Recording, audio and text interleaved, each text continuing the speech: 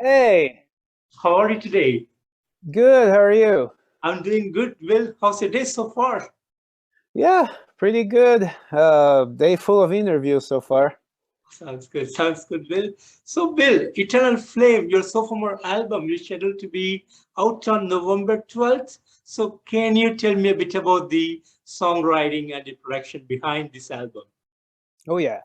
So, when the pandemic started, it basically left everyone eh, but without shows. I Yeah. personally had 52 shows, 55 canceled, or something like that. 50 some shows Oh, canceled. Of course, not Northdale.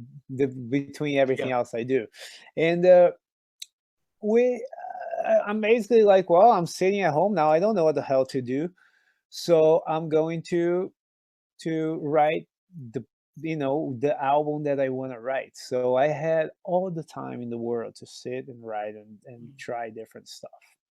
Um, on top of that, we had our producer Dennis Ward, which was a big, big, big difference. He made a big difference to have him as opposed to the first album that we didn't have anybody, I should say. We self-produced.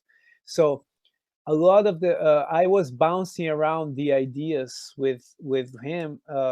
So that alone, gave me a lot more confidence to write things that I couldn't try on the first album, Mhm. because I would be like, well, what do you think? And well, that doesn't work. That doesn't work. Oh, that does work. That kind of feedback was crucial. And that, yeah, as far as the production goes, we had to once again do it all spread apart, because everybody lives in different places, and now the producer is in Germany too. So, so what we had to do is we used Audio Movers, which is a software that you can actually stream audio in real time. Mhm.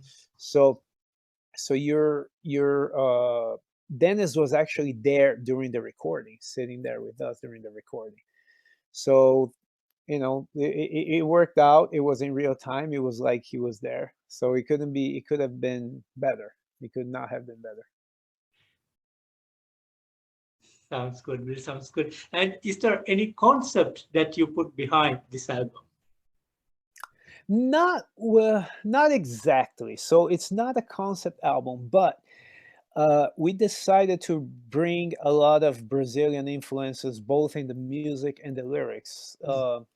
So what I would almost say that was some sort of concept, like Mhm. there's not a story that connects the songs or anything, but we wanted to bring things from Brazil. Song number two, Wings of Salvation, that's about the Brazilian inventor of the airplane.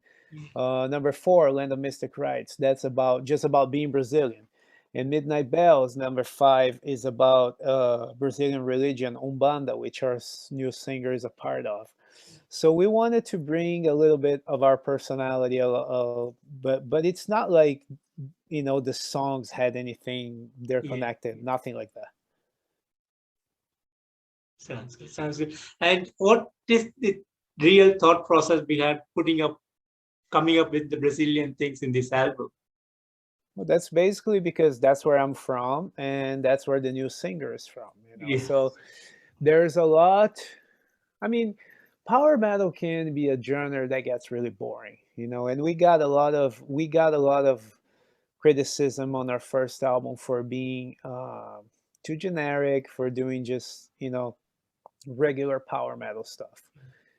And and this time around, so the first album being generic was almost by design. I wanted the album to sound like Stratovarius or Hammerfall or Halloween or something in the mid 90s. I wanted to be an album that could have come out in 96, 97.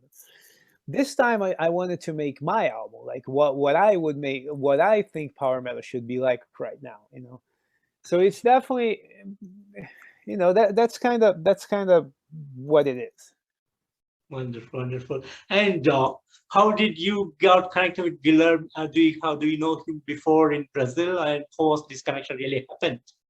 No, I didn't know him. No, he wrote me on Facebook actually, and he wrote me right at the end of the audition period. Like I had already a singer in mind that I wanted to hire, and he was just the last guy. I actually told him no at first, but I told him no to the audition. I didn't want to audition anyone else. I was ready to move on from that. But he insisted, and I went, okay, send me something. And when I heard, the first thing I heard, I'm like, okay, that's the guy. Like he happened to be from Brazil, but he wasn't. I wasn't looking for a Brazilian. Gotcha. Gotcha. Sounds good. And in this particular album, you have featured great artists like Kay Hansen, Tim, Jonas, and Mary. And how did all this collaboration really happen? How do you feel about working along with them? Well, so on the first album, I kind of made a point that we didn't want any guests, because everybody has guests on their album right now. Yeah. It's a new, it's a thing. I was like, all right, we don't need that shit on the first one. On the second one, yeah. Um, I wanted to bring people who would make a difference, though, not Yeah. just bring names, So starting with Mary Zimmer, she's a very well-known vocal coach here in America. She's got several students. She actually teaches me vocal lessons. She's been in several different bands. I think right now she's in Helium Prime, and she's just been a friend for a long time. And I needed a female growler. I wanted a woman who could growl, and nobody can do it better than she can, that I know. So that was just it. She was the right person for the part. As far as Jonas Heidgard, he's the singer for Dragonland, a Swedish band that I really like. And not only that, he's got also an Iron Maiden tribute band. And so he does a great Bruce Dickinson impression. That's why I wanted him to be on the Iron Maiden cover. And of course, Kai Hansen, that's the big star on the record. And he's just a hero of mine, like we became friends a few years ago, 4 or 5 years ago. And I had just asked him. I wanted him to produce the first album, but he didn't have time. On the second one, I just asked him to be a guest. And of course, Tim Henson is his son, Yeah. and Kai invited him to be offered, have my son play a solo, and that was a really cool idea too. So the song sounds great because of them. Wonderful, wonderful. And things are slowly returning back to normal on the whole world with this COVID situation. So what is the touring plans like for you? Well, I'm leaving tonight for England, where I play with Doro Pesch for 4 shows with Michael Schenker and then some others in Germany. And so that's what the end of the year kind of looks like to me. I'm going to be working with Doro. Unfortunately, North Tail had a tour with Unleash the Archers in Europe too, but that got canceled. So with that being the case, North Tail is now trying to find some touring, coming up. But yeah, I personally will be doing these Doro shows at the end of the year. Sounds amazing. Sounds amazing.